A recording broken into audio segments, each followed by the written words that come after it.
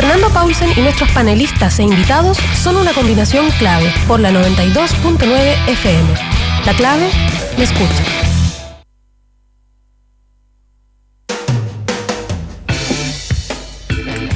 Ya tenemos a nuestro invitado final de esta mañana. Él es ¿cuál es tu cargo definitivo? Siempre me equivoco con tu cargo, Matías, porque te trato de a veces de más y a veces de menos. Así que mi cargo es director nacional de Greenpeace en Chile, Fernando. Buenos director días. Nacional de Greenpeace en Chile, Matías Azun.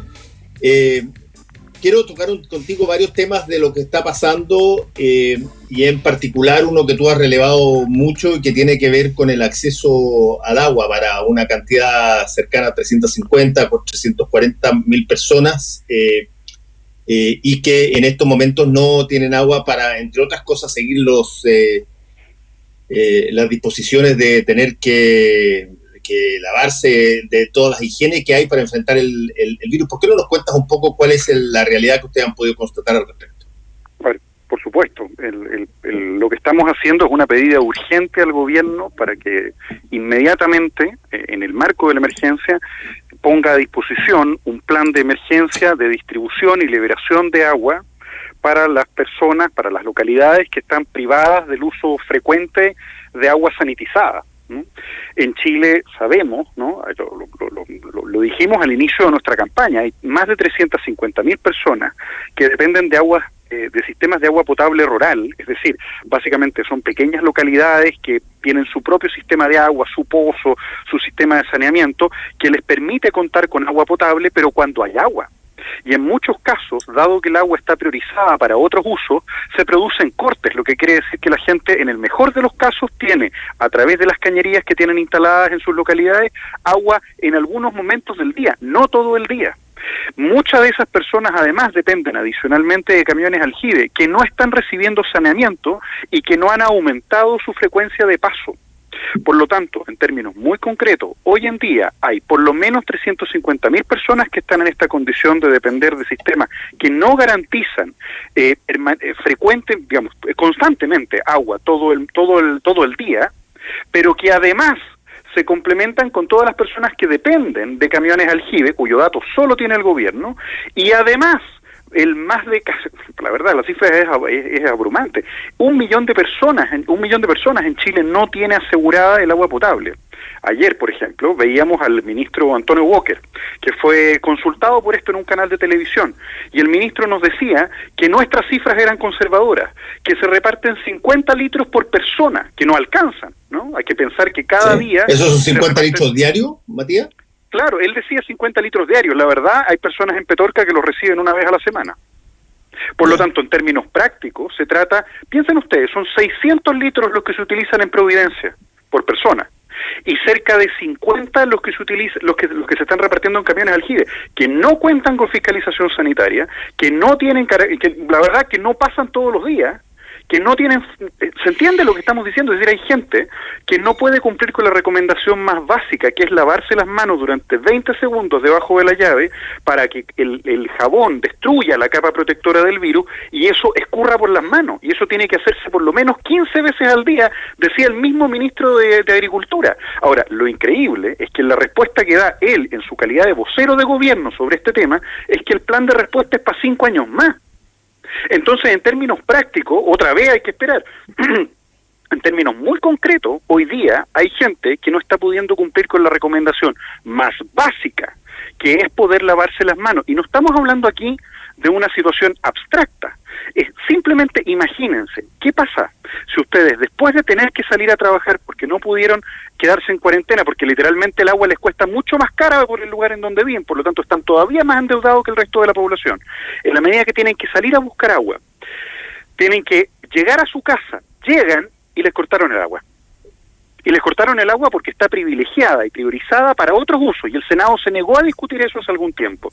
Hoy en el estado de emergencia lo que se requiere es una respuesta enfática de parte del gobierno, un plan de distribución de agua, y es lo que estamos pidiéndole a través de la página web sueltaelagua.cl al presidente Sebastián Piñera, que suelte el agua, que efectivamente haya un plan de distribución nacional que garantice que esos acuíferos, que esos pozos, que esos estanques se puedan recargar de manera frecuente. Lo decía el mismo Rodrigo Mundaca, 1 hectárea de paltos alcanza para lavarse miles de veces las manos, 48.000 veces decía Rodrigo, para lavarse las manos. 1 hectárea de palta durante, ¿se entiende? Es decir, es una situación abismal, y este verdadero incendio social, esta población vulnerable que hemos dejado olvidada, la respuesta que recibe del gobierno es que haya un plan para 5 años más.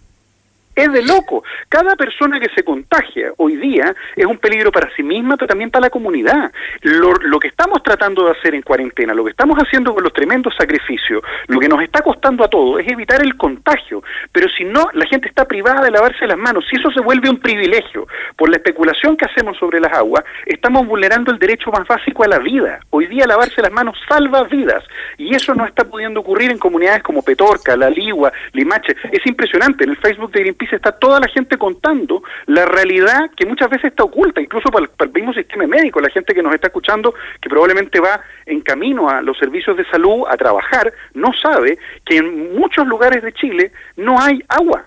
Y eso no es una realidad metafórica, no hay agua. No se pueden lavar las manos, no pueden lavar sus utensilios.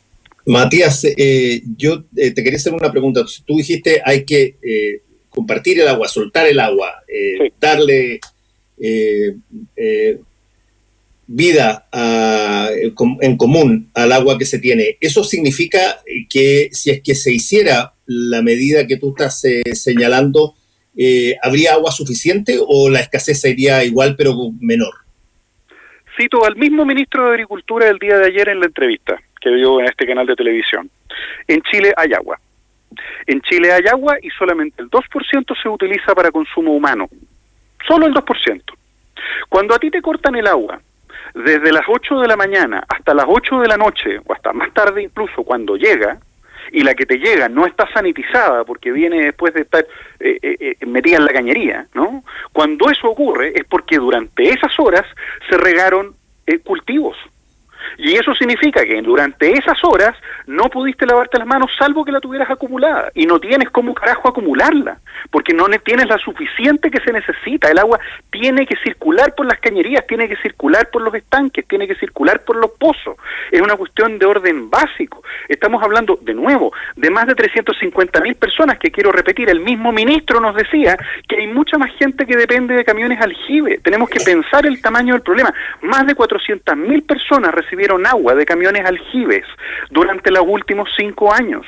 Esas personas hoy lo que están viendo es como el negocio de los camiones aljibe les está cobrando cada vez más caro. Camiones aljibe que por lo demás no sabemos de dónde están sacando el agua, porque cada vez hay más fotos en redes sociales de personas que están perforando las napas subterráneas, porque el Estado, la respuesta que nos dio el día de ayer es inaceptable, que va a haber un plan de 5 años plazo para resolver este problema. Cuando la pandemia llegó hoy día, cuando movimientos como Modatima, con el Movimiento por el Agua y la Tierra, llevan meses, años, diciéndole al gobierno que esta cuestión era relevante. Cuando esta fue una de las demandas del estallido social, y la respuesta, de nuevo, es que es muy grave la situación y tenemos un plan a 5 años. El ministro era realmente vergonzosa su respuesta, colocar atrapanieblas en 5 años más. Por Dios, es impresentable que a esta hora, a 2 semanas de iniciada la pandemia, la condición de emergencia en Chile, esto no existe. El mismo ministro Moreno, consultado en otro canal de televisión ayer, el ministro de Obras Públicas, Alfredo Moreno,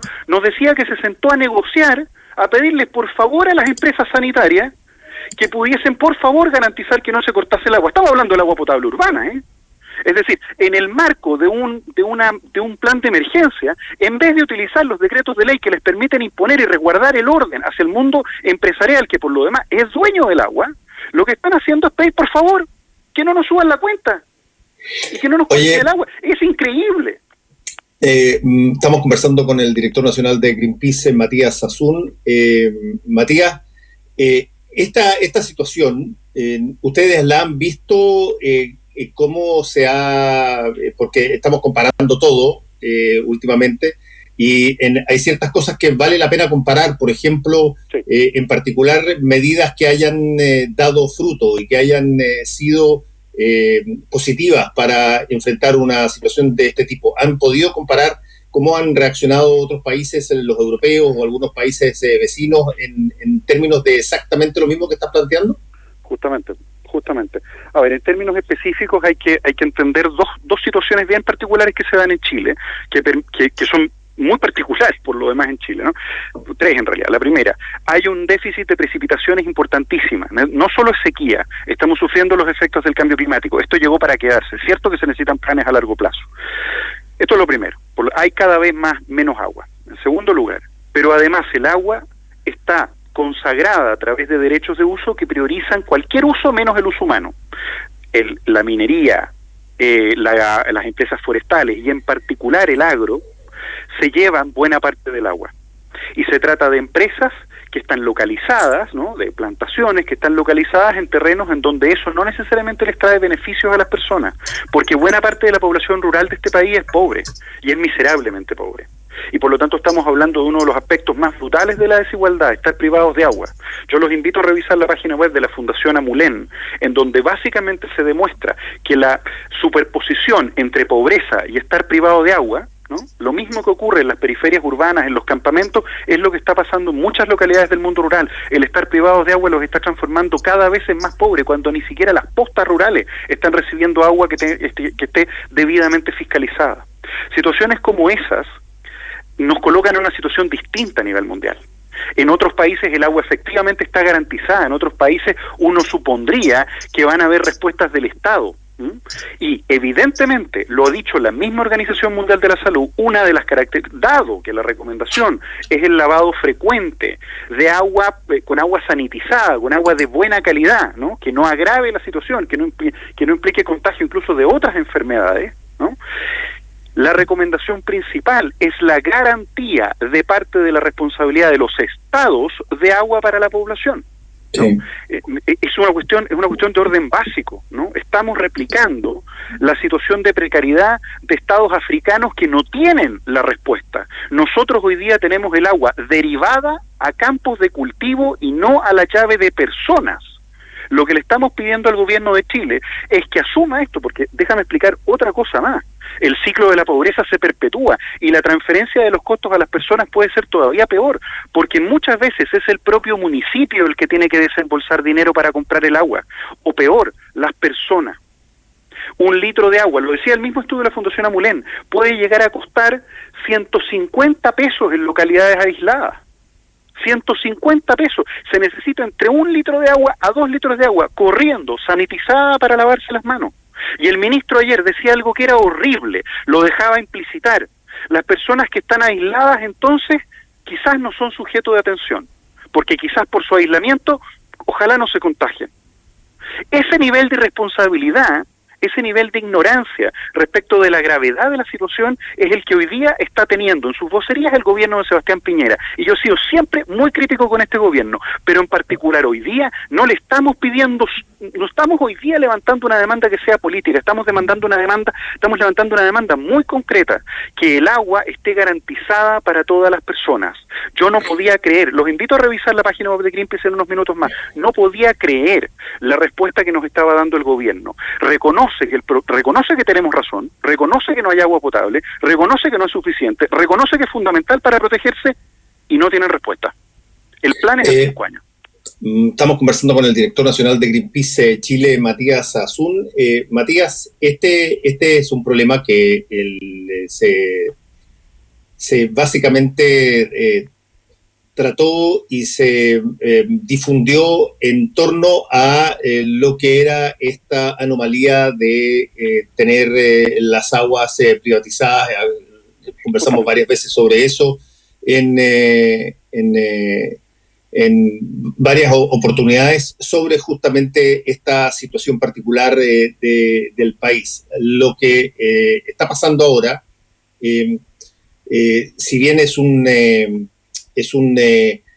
una consecuencia probablemente de muchas de esas cosas que se han conversado antes, tiene también sí una variable potencialmente positiva, en una situación en estado de catástrofe. Y es que teóricamente la autoridad tiene una serie de herramientas a su disposición para poder generar las condiciones obligadas para que eso cambie. Exactamente. Es que justamente es el punto. Entonces una cosa es reconocer cuál es el volumen del problema y otra cosa es reconocer si existe voluntad política para enfrentarlo recurriendo a las herramientas que el estado de emergencia provee. Tú lo has dicho, las únicas dos razones por las que no se están tomando medidas es porque o se olvidaron o no les importa. Y por lo tanto lo que estamos pidiendo es una cuestión muy básica. Nosotros creemos que hay todavía un Estado de Derecho en este país que sea capaz de hacerse cargo de las necesidades de las personas más vulnerables. Todos necesitamos mantenernos libres de contagio. Todos necesitamos proteger. Tiene que ser un esfuerzo nacional. Pero para que ese esfuerzo nacional sea consistente y sea suficiente, necesitamos que se utilicen todas las herramientas que están enmarcadas en la normativa que rige en un estado de emergencia. En un estado de emergencia hay posibilidad de que el gobierno, si tiene la voluntad política de no dejar atrás a ningún ciudadano privado de agua, privado de la condición básica para preservar la vida, entonces hay que liberar las aguas, hay que soltarlas, hay que distribuirlas, hay que hacerse cargo. Y las estadísticas, que no están diseñadas, porque sabemos por datos censales que a veces hay gente que no tiene agua, pero las estadísticas no están diseñadas para esta emergencia. Los únicos que tienen esos datos a este nivel de desagregación son el Ministerio de Desarrollo Social y el INE. Y por lo tanto se requiere una coordinación central. Por eso, a través de la página web sueltelagua.cl, a la que dejo invitados a toda la gente que nos está escuchando a que se metan, se informen y además puedan exigirle al presidente de la República, pueden rogarle si quieren, al presidente de la República que tome acción sobre estos temas.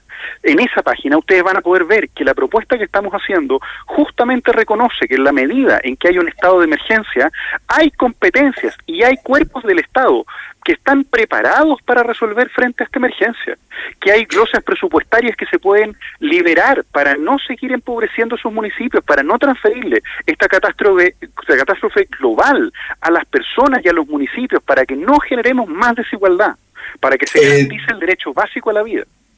Matías, déjame hacerte una pregunta, así como en el ámbito de la economía común y corriente, se ven conductas que eventualmente son bastante feas y miserables incluso, pero también hay ejemplos de empresas que han hecho esfuerzo en serio para intentar no despedir gente, para postergar pagos que podían recibir, que han convenido una serie de medidas, algunas con el gobierno, otras no, para tratar de diluir el peso de lo que significa la carga económica o la carga de incluso de contacto, permitiendo que los trabajadores estén en cuarentena sin quitarles el sueldo. ¿Tú has visto en el ámbito de esta situación en materia de agua del país que hayan habido conductas individuales, no necesariamente que respondan a una directriz del Estado, unas conductas individuales que hayan empatizado con lo que está pasando y hayan tomado medidas en ese sentido? Mira, es triste decirlo porque siempre quedamos como los negativos, ¿no? Yo trabajo en las emergencias ambientales, no necesariamente en las buenas prácticas. Yo he visto evidentemente que hay profesionales de empresas sanitarias trabajando, equipos profesionales que han reaccionado rápido, por ejemplo. En el caso de prácticas urbanas han habido respuestas respecto de matrices de agua potable que se rompen y en algunos casos hay respuesta. Uno puede revisar en Twitter y en otros casos uno verá gente incluso en lugares en donde hay contagio que no han llegado. Aguas Andinas, por ejemplo, tiene varios reclamos acumulados por esta materia. No he hecho un análisis completo de cuál es el escenario total. El ministro ayer señalaba que por lo menos se había conseguido un acuerdo con algunas empresas sanitarias de no cortar el agua. Esa es como la buena práctica que te podría decir. Ahora, por el lado de aquellas empresas que son responsables del agua o que son incluso dueñas de ríos, como es el caso de Agener, hemos visto dos cuestiones bien graves, ¿no? Bien graves.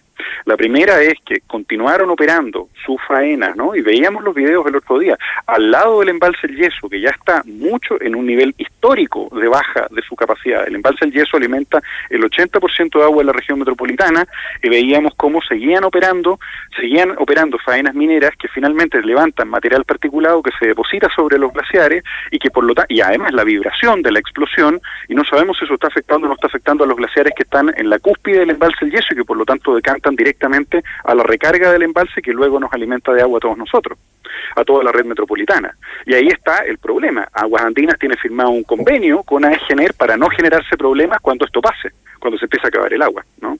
Entonces, esa situación es muy grave. Pero hablemos de otro tipo de situaciones también. Permíteme extenderme un punto. Hoy, ¿no?, los estudios están demostrando, y esto permíteme levantarlo también como alerta, sabemos que va a haber un pic de contagio cuando bajen las temperaturas, ¿no? El presidente lo dijo, va a haber un pic en abril. Pero también sabemos que las condiciones de calidad del aire, la condición de calidad del aire en la atmósfera, ¿no?, el material particulado, es también una condición crítica que puede predecir o no la gravedad del contagio. ¿Tuviste alguna vez un plan que pudiese comprometer a empresas generadoras de carbón, por ejemplo, o a la fundición de Codelco, diciendo durante estos días vamos a relajar la mano con Quintero y Puchuncaví, con Coronel, con Lota? No ha pasado nada de eso. Por el contrario, todas las estadísticas demuestran que esas empresas siguen funcionando con igual capacidad, ni siquiera le dieron cuarentena a sus trabajadores. ¿No? Siguen trabajando con igual capacidad y esas chimeneas siguen produciendo en lugares en donde ya hay mandatos judiciales que establecen que ante nuevos PIC es la ONEMI la que tiene que responder. Lo que estamos viendo finalmente, y esto es un poco la reflexión general que uno puede sacar, es que situaciones como esta nos ponen de manifiesto la vulnerabilidad que venimos advirtiendo por años, el riesgo por años de sistemas de trabajo que finalmente generan zonas de sacrificio. No tener agua, sí, respirar aire contaminado, es vivir en sacrificio. Sí, el tema ese es interesante porque aquí tú tienes también y puedes evaluar, si tú quieres, determinadas cosas que van a estar, y yo lo decía hace un rato en otro panel, que aquí tú tienes una suerte de carrera entre qué va a ser primero y qué va a ser mejor, si va a ser primero la escalada de prevención o va a ser primero la escalada de la enfermedad del coronavirus. Pero tú lo que estás planteando también es una tercera variable, que es cuando hay una preocupación muy grande sobre la caída que va a tener en el crecimiento del país en función del frenazo económico. Bueno, yo creo que muchas empresas que no están afectadas a cuarentena deben creer y pueden mirarse al espejo y creer de que tienen que trabajar el doble o el triple porque de esa manera colaboran con el país aumentando el crecimiento.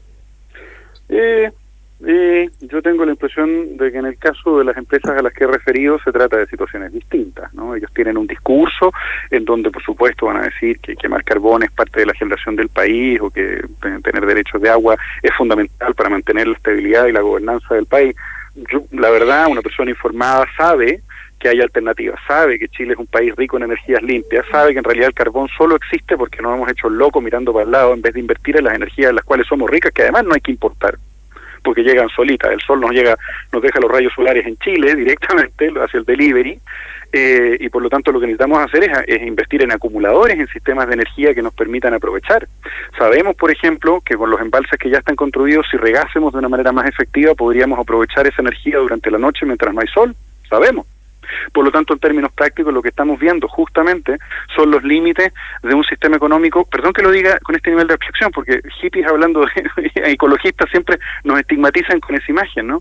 Pero si hubiésemos tomado las medidas sobre las cosas que estamos advirtiendo, la economía estaría más saludable. Y además, si hay algo que queda claro en esta crisis, ¿no?, y esto es muy evidente, si hay algo que queda claro en esta crisis, es que el cuidado del medio ambiente que se supone en mejor alimentación, mejor aire, mejor agua, mejor condición de vida en general, nos va a hacer más resistentes frente a estas crisis, que todos los expertos nos venían diciendo podían ocurrir.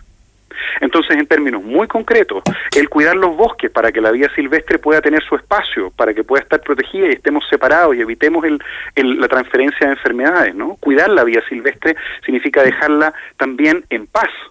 El reducir, por ejemplo, la cantidad de industrias y la cantidad de consumo eléctrico, ¿no? Es perfectamente posible. Estamos viendo... Bueno, por supuesto ahí hay un punto, Matías, bien interesante que conversábamos ayer con Andrea Repeto, economista, porque ella decía una cosa que yo tengo la impresión que no se la había escuchado a nadie decir tan tajantemente y además tan claramente. Decía, a uno se le olvida de que en este tiempo de lo que se trata es de frenar la economía, no de aumentarla. Y por eso es que tú necesitas que el Estado te compense el frenazo obligado que tienes que pegar para que no haya contaminación al interior de las fábricas o al interior de las oficinas. Y por lo tanto tú tienes que hacer un ejercicio racional y deseado de frenar un poco la economía, y para eso necesitas compensarlo con la presencia del Estado que te lo compense. Absolutamente, pero también puede ser una oportunidad de desarrollo, pensándolo en términos de cómo generamos más resiliencia frente a estos efectos, ¿no? Pues pensar, por ejemplo, qué tipo de industrias van a ser más necesarias en este momento, ¿no? ¿Por qué es tan importante, por ejemplo, proteger la naturaleza? ¿Por qué es tan importante entonces hacer mañana se liberan los compromisos climáticos de Chile, ¿no? Chile es el país que tiene más energía, más potencial de energía solar del planeta por kilómetro cuadrado. En términos puntuales, ¿qué vamos a hacer nosotros para entonces producir energía más limpia? ¿Cómo vamos a hacer, por ejemplo, para hacer una transición que permita no tener que desembolsar del bolsillo del erario público un plan de emergencia porque tenemos privatizadas las aguas, ¿no? En un país que es rico en recursos hídricos. Chile no es pobre en recursos hídricos. Es cierto que el cambio climático nos ha afectado, pero el problema no es ese. El problema es que las empresas sanitarias no funcionan bien, pierden agua. Y por eso no llega agua a las personas, porque básicamente tenemos el embudo de agua lleno de hoyo. Y estamos destruyendo los glaciares.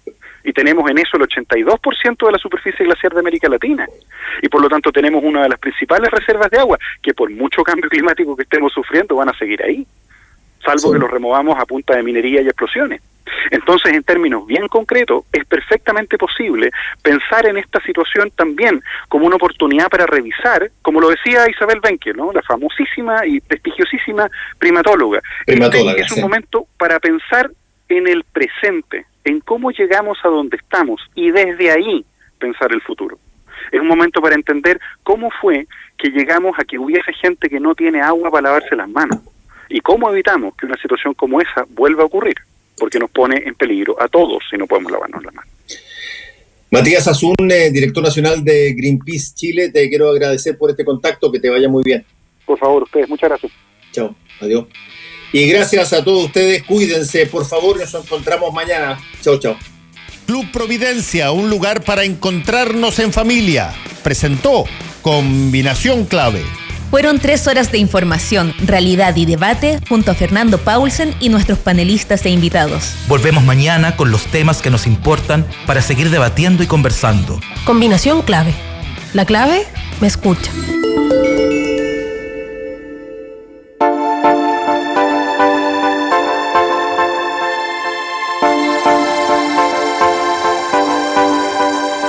Hola, soy Mirko Macari, periodista, y quiero recomendar